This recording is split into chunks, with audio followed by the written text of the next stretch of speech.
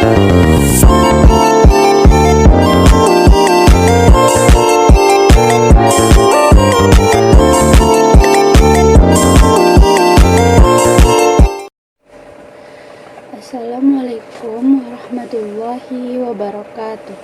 Perkenalkan, nama saya Ruti Joanna Wildan dengan NIM 2214040009 dari kelas Tadris Matematika A.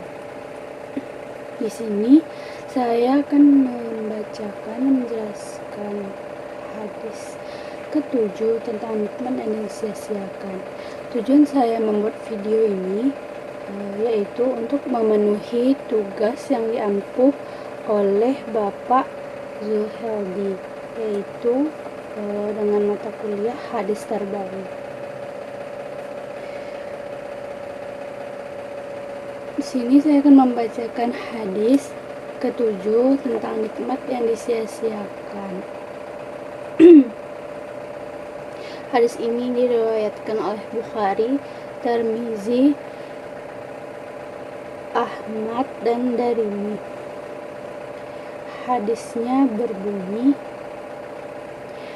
An Ibni Abbasin radhiyallahu anhuma qala Nabi sallallahu alaihi wasallam ni'matani maqbunun fihima kasirun min nasi as-sihhati wal faragu, rawahu Bukhari, Tirmizi, wa Ahmad, wa Darimi.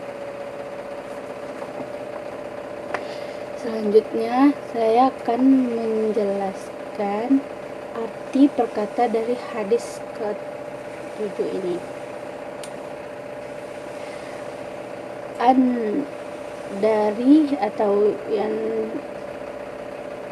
disampaikan dari Ibni Abbasin radhiyallahu anhu. Ibnu Abbas atau Abdullah bin Abbas, semoga Allah meridhoi keduanya. Abdullah atau ayahnya Abbas. Qala, dia berkata. Dia berkata, An-Nabiyyu sallallahu alaihi wasallam. Nabi sallallahu alaihi wasallam berkata, ni'matani, dua nikmat, makbunun, melalaikan atau yang dilalaikan atau yang disia-siakan, fihima, pada keduanya, kasirun, banyak, min dari, an-nasi, manusia, min nasi, dari manusia, as-sihhati, sehat, wal faragu, dan kesempatan. Rawahu Bukhari, Tirmizi, wa Ahmad, wa Darimi. Hadis ini diriwayatkan dari Bukhari, Tirmizi, Ahmad, dan Darimi. Jadi di sini Ibnu Abbas atau Abdullah bin Abbas, semoga Allah meridhoi keduanya, itu Abdullah dan ayahnya Abbas tadi.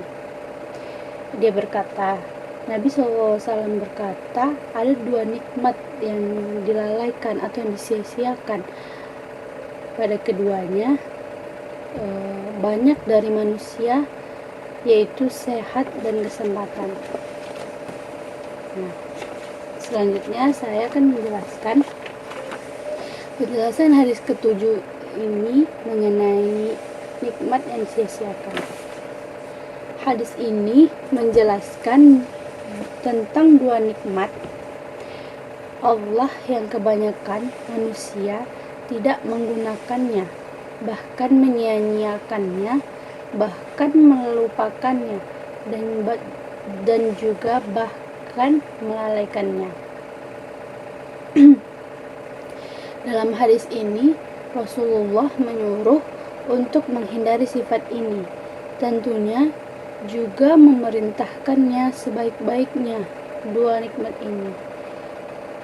Rasulullah menyuruh menghindari sifat ini dan juga memerintahkannya sebaik-baiknya dua nikmat ini. karena sangat berharga. Di samping itu, Rasulullah mencela orang yang sia-siakannya. Jadi Rasulullah menyuruh kita untuk menghindari sifat yang dua ini, yaitu dua nikmat yang kita sia-siakan ini, yaitu nikmat kesehatan dan nikmat kesempatan. Dua nikmat itu adalah nikmat kesehatan dan kesempatan. Mereka menganggap itu bukan nikmat, tetapi itulah yang seharusnya. Ini mungkin disebabkan oleh salah satu karakter manusia yang suka meniru-niru atau mencontoh orang lain.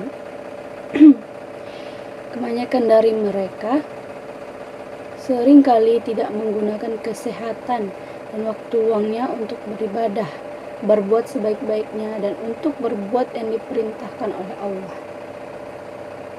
Jadi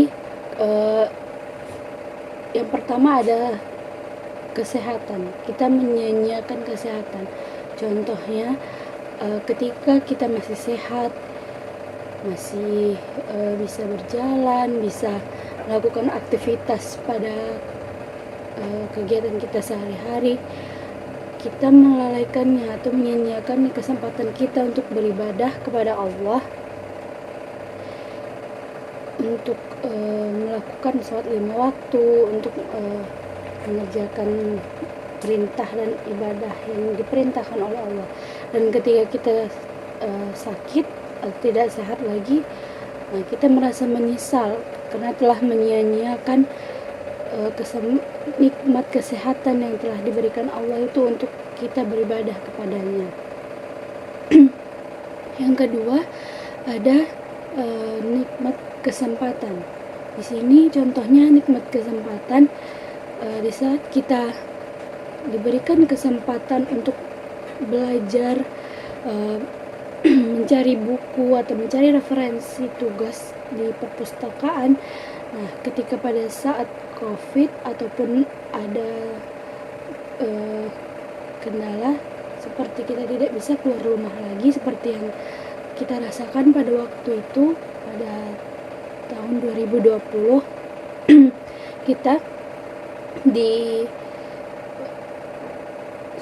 belajar di rumah. Jadi kesempatan kita untuk belajar di sekolah atau di kampus, ketika kita mencari tugas, untuk pergi ke perpustakaan, tidaklah kita bisa melakukan itu karena kita telah menyia-nyiakan kesempatan yang telah Allah berikan kepada kita. Nah, jadi banyak kemudaratan yang kita dapatkan ketika kita menyia-nyiakan dua nikmat ini yang diberikan Allah ini, yaitu nikmat sehat dan nikmat kesempatan. Dalam kaitannya dengan pendidikan, kaitan hadis ini dengan pendidikan, yaitu yang pertama, hadis ini menjelaskan tentang prinsip pendidikan.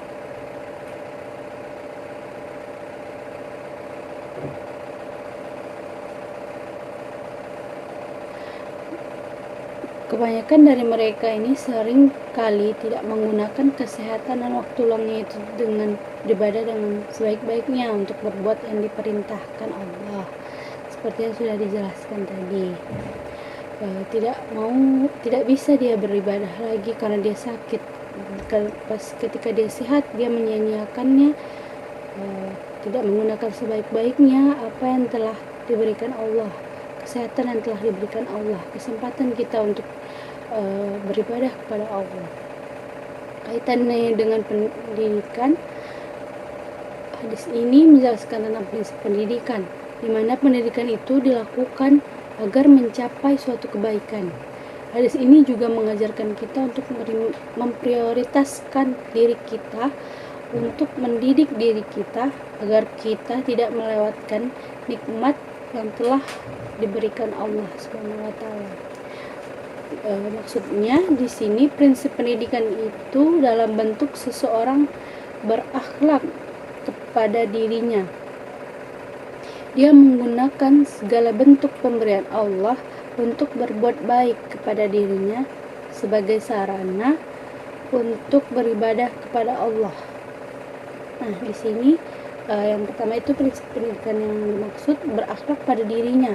Dia menggunakan segala bentuk pemberian Allah, yaitu pemberian sehat.